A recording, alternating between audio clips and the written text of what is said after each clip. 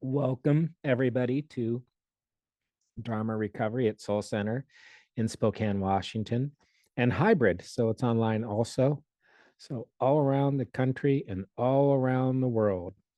Um, so tonight, I'm still thinking it's September. So I'm still on habit energy. And the big thing I was thinking about before, and I talked about last week, was my relationship with materialism and with the planet. Um, so I didn't really think a lot what I wanted to talk about until today, but it is a theme in many of my shares. Uh, so if I feel like if there's a 12-step meeting back in the past for butt heads, that I would have made a good I would have made a good member. I could have said, "Hello, my name is John, and I'm a butthead," and that's because I like being right. And I really get caught on that and think it's important. Like if I'm wrong, there's something inherently wrong with me. Like I can't be wrong and separate it from myself. And how this is important is I recognize how my habit energy helps me or causes me to create my own enemies and to create enemies where none exist. Now, John in his butthead form would equate anyone who disagrees with me as an enemy at some level and treat folks like that like an enemy at some level. But I've been learning a new way after all these years of meditating and after listening to so many wise people like yourselves out there who teach me, and the people in here who teach me what it is to be different and to do skillful things, to hear how you do it and when you share your practice. Julia uses a word a lot, and I hear it a lot in Buddhism too, and it's called curiosity.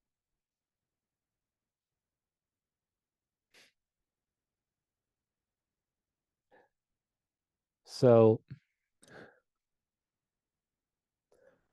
one of the reasons I'll make enemies is because of my own ego and self interest, my interest in being correct, my interest in being on the right side.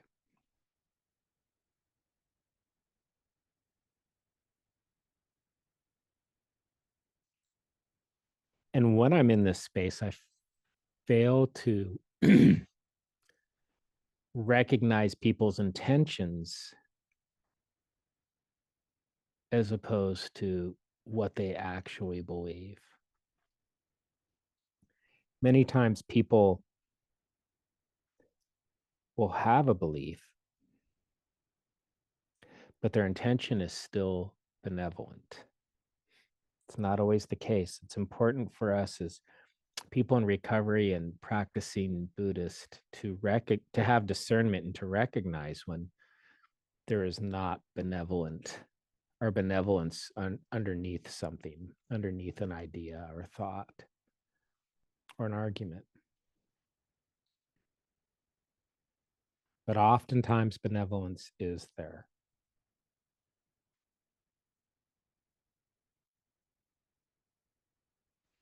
It's projections, it's my own demons that I'll project onto other people.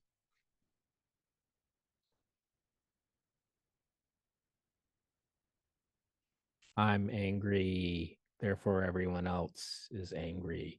I need to be right, therefore everyone else needs to be right. And this is not always the truth. So I confuse my issues with other people's issues. There's always fear. And I shared that if I'm wrong, I feel like I myself am wrong. There's something wrong with me. And that goes to fear. And it goes even deeply into I will believe that people will think there's something wrong with me and not think me worthy if I'm not right. And therefore it really bolsters my buttheadism. And oftentimes it's just misunderstanding. I misunderstand the people around me. And other times it just may be straight up prejudices. I'm a, I know I have prejudices against very, very wealthy people and will prejudge them before I actually see their actions and behaviors. And this is a prejudice that I possess. So sometimes it's just prejudices.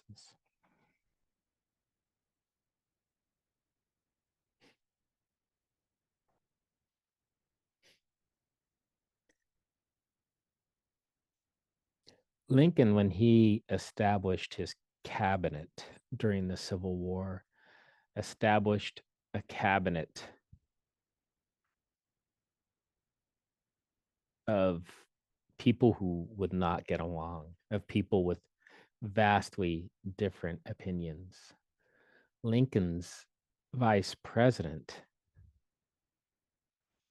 was a Southerner and was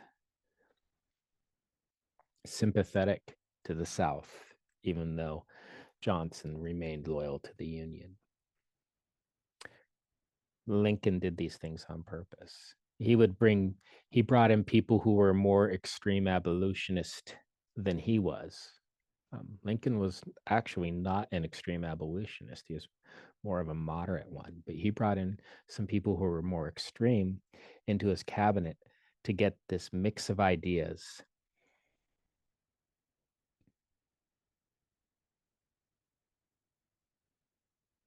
And I just wonder at how courageous that is to have just not people who agree with you, just not people who will try to please you, but people who will challenge you, people who will see things from other perspectives, people who will give you, in the long run, a more complete view of the situation.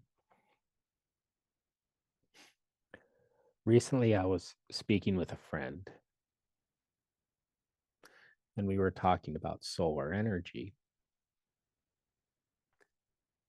And this friend really does not like alternative energy resources, and I really do like them. So there is the conflict, but it is a friend. So this person said, well, solar energy is just going to take up a lot of desert habitat, requires a ton of maintenance, a lot of resources. It's really not the answer.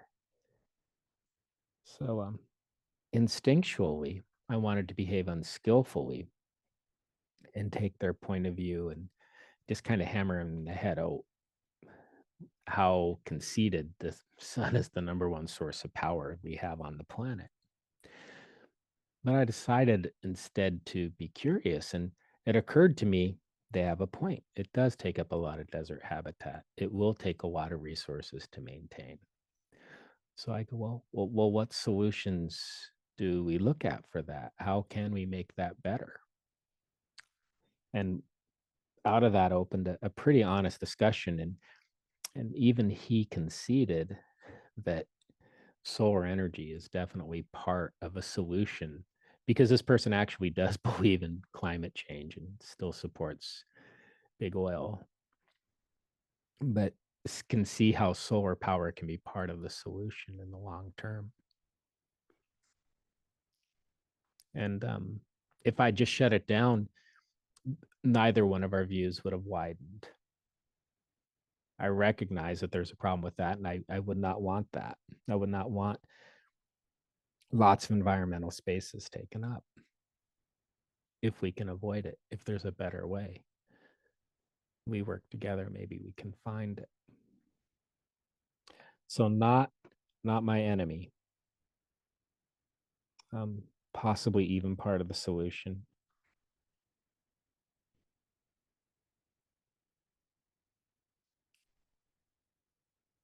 So promote understanding and compassion, even when people disagree with me, and in a big way, even when I discern to the best of my ability that someone's motives are not benevolent, that they mean me or other people harm, and that does exist. To still allow myself to understand how people can be at this place. Um, Even Thich Nhat Hanh said he saw in himself the potential to be a serial killer.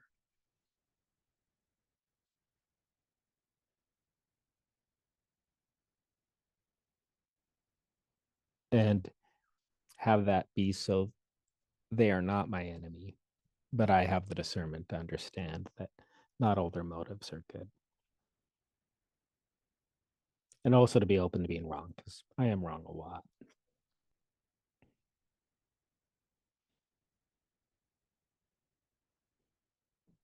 The more I practice meditation and the more mindful I am of the present moment, and the more I practice values which build equanimity and compassion, the easier it is for me to have that discernment and to come to better decisions.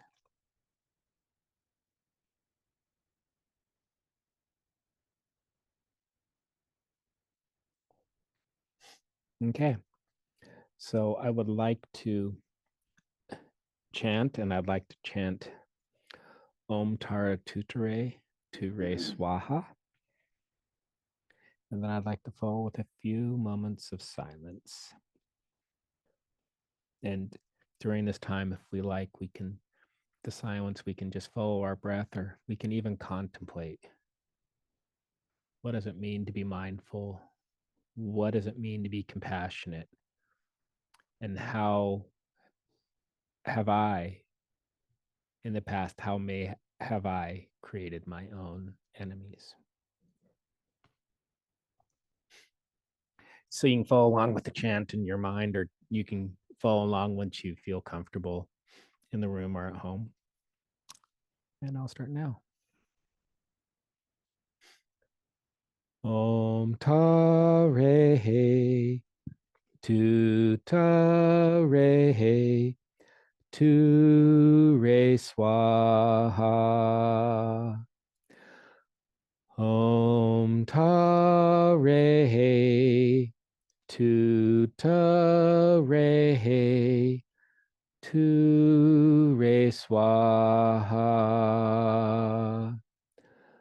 Om ta re he, tu ta re he, tu re swaha.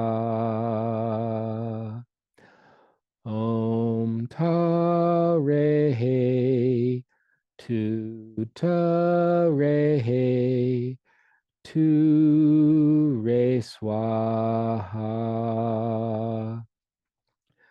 Om ta re he, tu ta re he, tu re swaha. Om ta re he, tu ta re he, tu re swaha. Om ta re he, tu ta re he, tu re swaha. Om ta re he, tu ta re he, tu re swaha. Om ta re he, tu ta re he, tu re swaha. Om Tare Tu Tare Tu Re Swaha. Om Tare Tu Tare Tu Re Swaha. Om Tare Tu Tare Tu Re Swaha. Om Tare Tu Tare Tu Re Swaha. Now just follow your breath.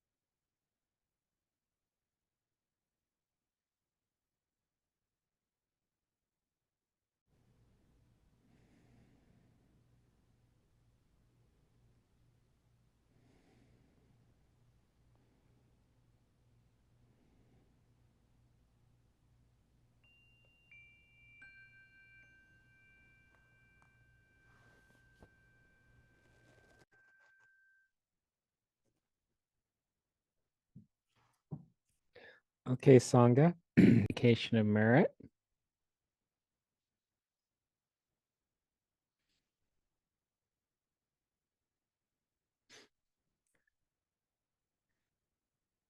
May we be happy and peaceful. May we be healthy and strong. May we be safe and protected. May we live with ease. Namaste.